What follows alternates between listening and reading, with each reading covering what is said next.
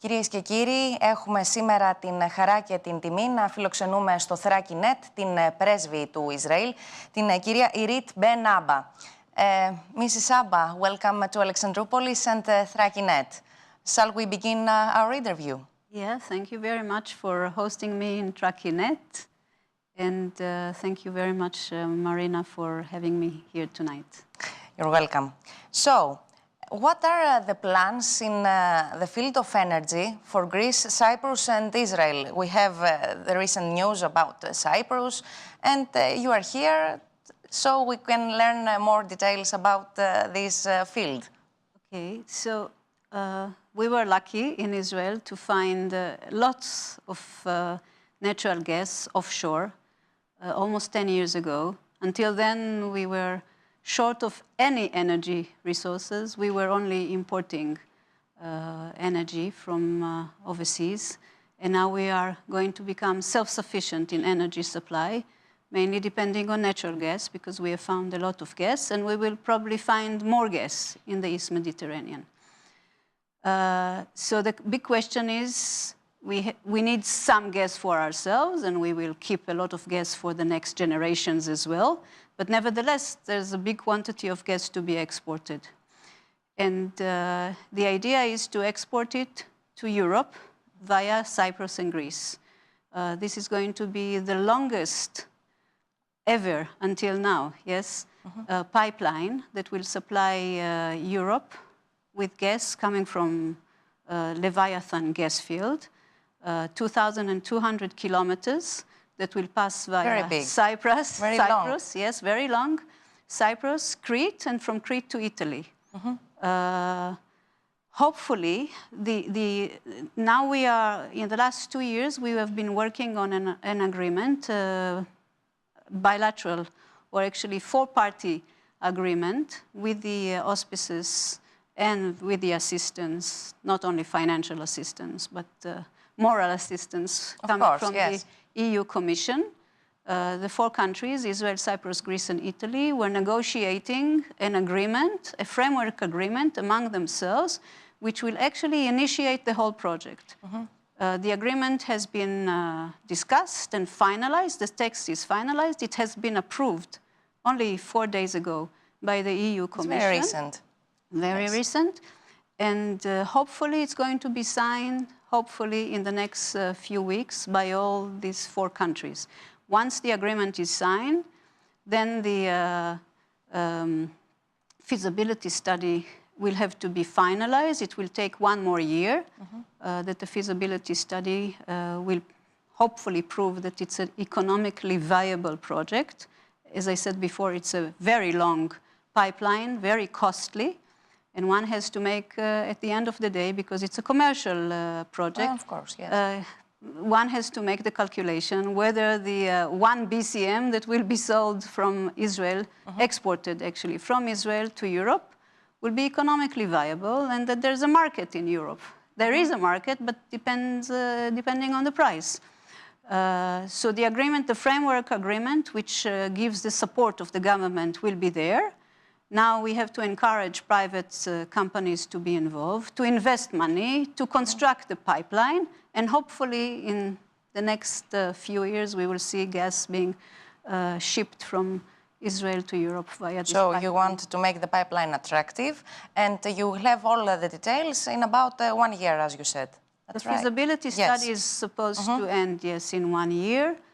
This year, all the four countries, all the four partners will have to make a lot of effort to bring on board companies, commercial companies that will be interested in investing. Otherwise, it will be only on paper. That's right. So, about the military field, will the cooperation between Greece and Israel in the military field be expanded? Is it feasible? It is feasible. Of course it is feasible. We have only started this collaboration 10 years ago, something like this. So this type of collaboration is pretty young. That's right, yes. But we have managed to really agree on so many things. And we are doing so many things that some of them are better not even to discussed, be announced. Yes. We are very satisfied with this collaboration. I think that the Greek side is also very satisfied. And the idea is to create stability in the East Mediterranean. We are not going to prepare ourselves to wars against anybody else. Everybody wants stability, that's Yes. for sure. About Alexandroupolis, is there any interest in the port of Alexandroupolis on the part of Israel? We have seen now finally that this announcement, official announcement Yes. on the 10 ports is being published officially. There were all discussions and rumors, but now it's officially published. We have, of course, as an embassy, disseminated this information immediately to potential interested parties in Israel. Now we have to see and wait. There might be some companies, some investors interested in Alexandroupolis port, maybe part of a consortium. I don't see Israelis coming on their own, but who knows, you know. As long as you give them the information, and this is why we are there, from there onwards, they will make a decision. What steps have been taken in the Greece-Israel partnership regarding the field of innovation, and what else is being planned? Innovation has been one of those sectors that we are very interested as an embassy to promote in Greece. We see a great value in our collaboration with Greece and sharing our experiences, because we have been a startup nation for so many years. And the idea is to share all this know-how and all this experience with Greece. And we found wonderful partners here. First and foremost, the entrepreneurship community is exciting. I meet them very often, not only in Athens, but in other parts of Greece. I find wonderful, very well-educated, very skilled young people that are eager to take this country forward and are eager to come up with ideas and to promote these ideas as well. This is wonderful. This is a wonderful experience. We have all kinds of programs. We are collaborating with the innovation sector here. Starting with the government-to-government program, official one that brings Israeli companies together with Greek companies to work on new ideas. And this partnership is supported by both governments. We have a mentorship program that we bring mentors from Israel to mentor young startups in Greece. Yes, this is very interesting. We bring entrepreneurs from Israel to meet young entrepreneurs here. We send startups and entrepreneurs to Israel to meet their colleagues in Israel. So there's a lot of two-way movement in this area, and we are very satisfied. That's very positive. Yes. So the future comes from the young people. That's right, the new ideas. Of course, yes, we are already old generation. We need to work with the young generation, for sure. About our city, Alexandroupolis, has always been a place of hospitality for Jewish people. Could the tourism from your country to Alexandroupolis be increased?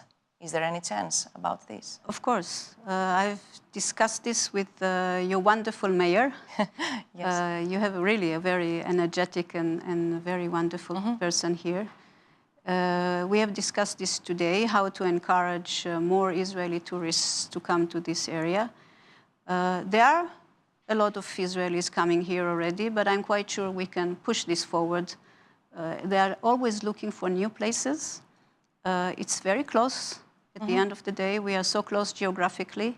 They come in big numbers to Thessaloniki. Thessaloniki is, because of the history of the city, the Jewish history of the city, has become a major attraction for Israeli tourists. So if they come all the way to Thessaloniki, they might come also to Alexandroupoli. We're next to Thessaloniki. Right. And I think that if there's a program, and the mayor said he will look into that, because he's also the chair of all the municipalities of this region, yes, that would lead the Israeli tourists and also tourists from all over the world, not only Israelis, to the Jewish history in this part of Greece, from one place to the other, like Kavala, Drama, Komotini, and Alexandroupoli as well, since we have unveiled the monument for the Holocaust of the Jews of the Alexandroupoli today.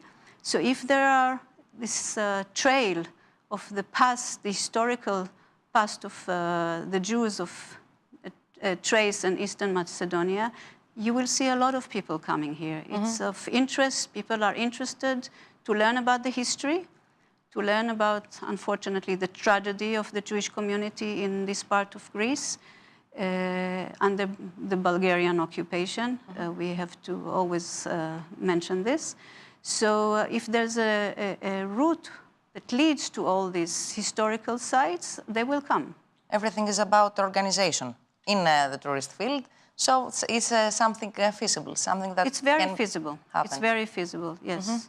And I would like a comment of yours about the monument. You said in Alexandroupolis about the Jewish people and the Holocaust. Yes. So there was a very small Jewish community here in Alexandroupoli. In all this area of Thrace and Eastern Macedonia, there were around 4,500 Jews. Very, very, very few came back, survived the Holocaust. As you well know, the history, this area was under the Bulgarian occupation during the Nazi times. And the Bulgarians took all the Jews in this part of Greece to Treblinka, to the concentration camp, and very few came back.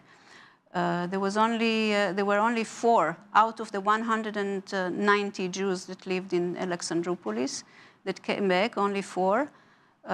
Today there were the daughters and the sons of one survivor that came to the ceremony. We are grateful and thankful to the bishop and to the mayor for coming up with the initiative to put a memorial in remembering these Jews that lived in the city. And the most important thing is to remember. And how to remember is to, again, we are going back to the young generation. I think the best is to bring the school children to the monument. To learn the history. To learn the history of their own city. That's right. There were people today in the ceremony that were telling me, and we didn't even know that there were Jews here. There was a synagogue in the center of town. Nobody knows. The synagogue is there. It's not a synagogue anymore, but the building is there. Yes. So these stories are always very interesting. In the last 2 days, there was a seminar that was organized by the university. 2 days of discussions on the history of this region and focusing on the Jews in Thrace and Eastern Macedonia. There were a lot of things, I'm quite sure, that people heard first time from professors that came from Greece, from Israel, from Germany, from France. This history has to be told, and what we hear and see all the time, that the more people hear about this, they are more interested to know and to learn, especially the young generation that really was not exposed to these details until now. The first time has been done, so that's very important. It's very important to continue and to remember and to tell the stories and to show children, youngsters, not children, youngsters, to show them films, documentaries, to let them be exposed to this part of the history of Greece, first and foremost, because these Jews were Greeks. They lived here for generations, 2,500 years, the Jewish presence in Greece. And they should be exposed to this part of their own history and the history of Europe, I think. It's very important. And also to combat racism and hatred and hate speech by studying this part of the history. Ms. Ambassador, thank you very much for this interview. Thank you. Thank you. Thank you very much for giving me the opportunity. Thank you.